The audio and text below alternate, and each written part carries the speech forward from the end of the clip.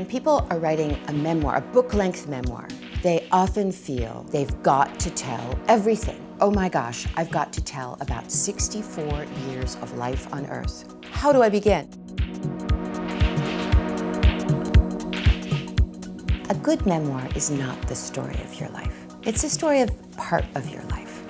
And if there's a part that makes me nervous and uncomfortable, I go to it.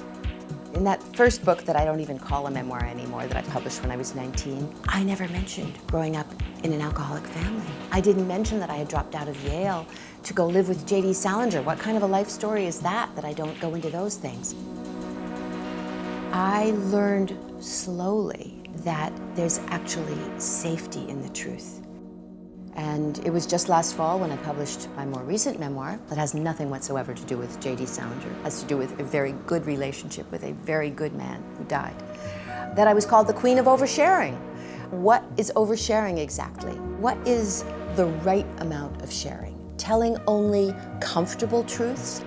I believe in the whole truth, nothing but the truth. So help you God. Some people say to me, oh, I have nothing to say. I don't have a story. You are the only person who has ever lived your exact life. There's nothing more riveting on the page than somebody willing to honestly tell what that life is.